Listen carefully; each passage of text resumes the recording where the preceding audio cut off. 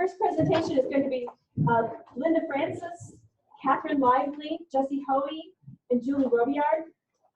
And Linda's going to be giving the presentation, and it's going to be on putting the person in the program, ACT as a virtual training guide for dementia care staff. So, okay, very quick and dirty. I'm not going to repeat the slide. I wanted to tell you a little bit about what we're doing. The purpose of our project is we start out with the questions. There are high rates of distress among persons with dementia in residential care, which is basically nursing facilities. And our ongoing research on this, which is forthcoming now, found that self-sentiments remain relatively intact even into fairly advanced dementia. With people who lost their identities and their cognitive memories, they still have a lot of the same sentiments and self-sentiments. The question we came up with then was, will confirming resident self-sentiment support self and reduce distress?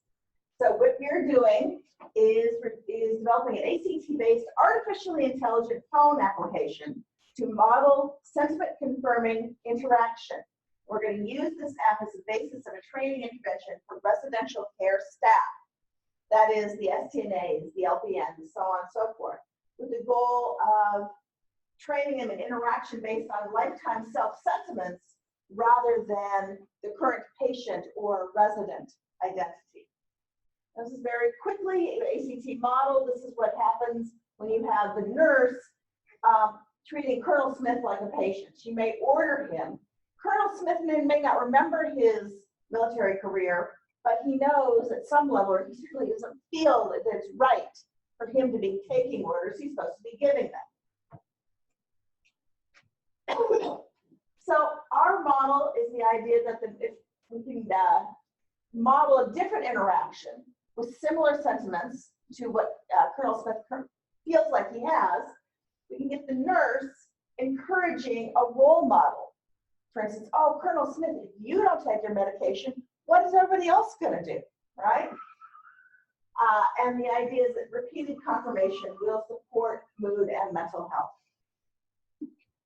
This is where I'm hoping I can get some feedback. Our procedure for doing this is to try and extract the identities from persons with dementia and their families, of course, since people with dementia have a hard time participating fully in interviews. And we are going to operationalize the sentiments for the identities that we get out of these qualitative interviews using EPA rating dictionaries. We're then going to use BASAC to create a self-sentiment profile, essentially a probability distribution of the subject's self-sentiment confirming identities, and program this self-sentiment profile into an ACT-based application to simulate successful interaction with this profile. So I'm like way ahead of time. I'm going really fast. Okay. So the assumption, then we're going to use this as an intervention to train the facility staff to use the app to simulate interactions with residents within the facility. The assumption is that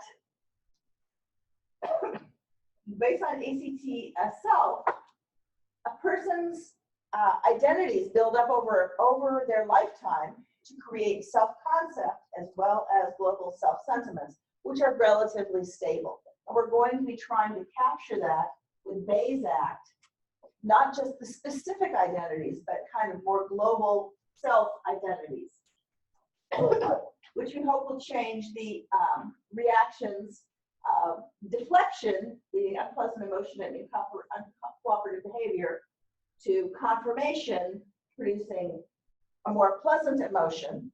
And I say pleasant rather than positive, since we know that not all confirming emotions are necessarily positive, depending on the kind of identities the person has, and more cooperative behavior with the nursing facility.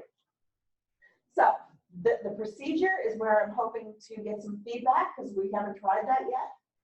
This is the application that we have developed. I'm hoping to be able to show this to you today if you want to see it in person, Right now, it's, we can't seem to get it downloaded, but if I get it downloaded, I will have it available for you. That's all I have to say.